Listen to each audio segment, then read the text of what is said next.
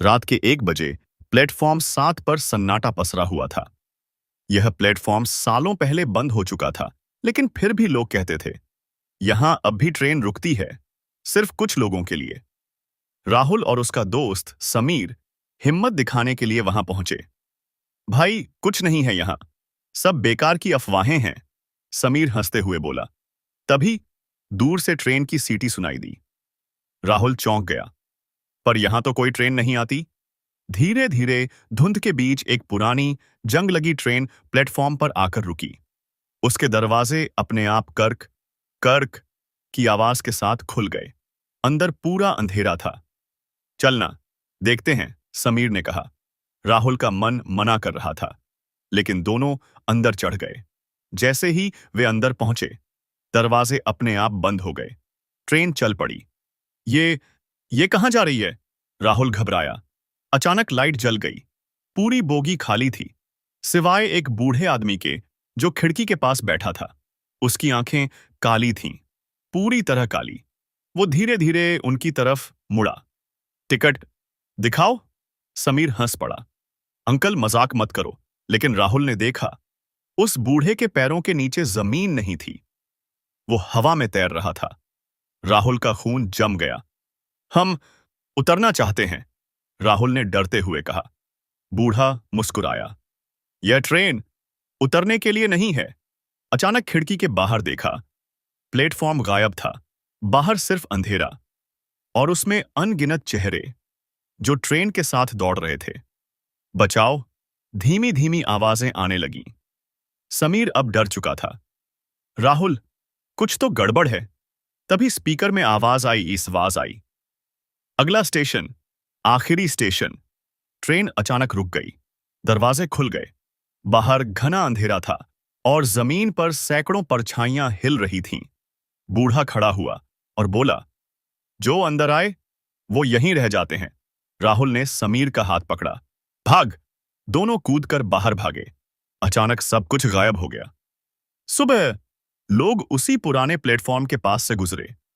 वहां जमीन पर 2 टिकट पड़े थे। राहुल और समीर हांफते हुए भाग रहे थे। लेकिन कुछ अजीब था, जमीन खत्म ही नहीं हो रही थी। जहां वो कूदे थे, वहां प्लेटफॉर्म होना चाहिए था, लेकिन अब उनके चारों तरफ सिर्फ धुंध थी, घनी, ठंडी और चुप। हम वापस कैसे जाएंगे? समीर की आवाज कांप रही थी। तभी पीछे से सीटी की आवाज आई। राहुल ने धीरे धीरे मुड़कर देखा। वही ट्रेन फिर से उनके पीछे खड़ी थी, लेकिन इस बार दरवाजे खुले नहीं थे। खिड़कियों के अंदर चेहरे थे, बहुत सारे चेहरे। कुछ रो रहे थे, कुछ चुप थे, और कुछ सीधे राहुल को घूर रहे थे। अचानक उन चेहरों में से एक ने हाथ उठाया। वो समीर जैसा दिख रहा था। राहुल, उसने धीरे से कहा। समीर घबरा गया। ये मैं नहीं हूं, ये मैं नहीं हूं। राहुल पीछे हटने लगा।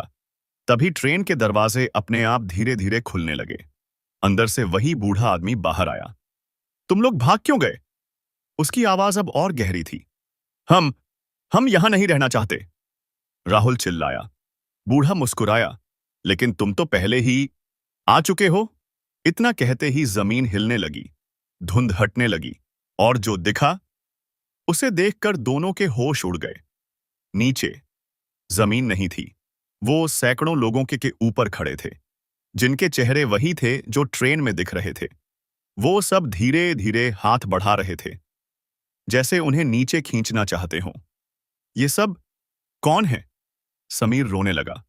बूढ़ा पास आया और बोला, ये वो लोग हैं जो कभी वापस नहीं जा पाए। अचानक एक हाथ समीर के पैर से लिपट गया। राहुल, बचाओ! राहुल ने उसे खींचने की कोशिश की, लेकिन और हाथ ऊपर आने लगे। समीर धीरे धीरे नीचे खिंचता गया। मत जाओ, राहुल चिल्लाया। समीर की आवाज आखिरी बार आई। राहुल, ये जगह हमें नहीं छोड़ेगी। और फिर वो गायब हो गया। राहुल अकेला रह गया। ट्रेन के दरवाजे फिर से खुल गए। बूढ़ा अंदर की तरफ इशारा करके बोला, अब तुम्हारी बारी है। राहुल के पास कोई रास्ता नहीं था। वो धीरे धीरे ट्रेन में चढ़ गया। जैसे ही दरवाजे बंद हुए, खिड़की में एक नया चेहरा दिखा। वो राहुल था और बाहर प्लेटफॉर्म पर एक नया लड़का खड़ा था जो अभी अभी वहां आया था हिम्मत दिखाने के लिए।